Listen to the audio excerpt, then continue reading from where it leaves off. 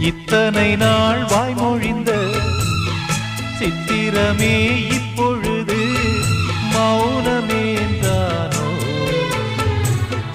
மின்னலென மின்னிவிட்டு கண்மறைவாய் சென்று விட்ட மாயம் நீதானோ?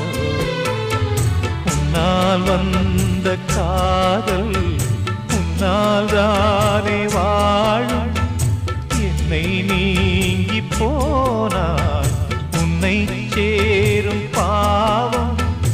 எனக்கொரு அடைக்கலம் வழங்குமோ உன் இதயமே?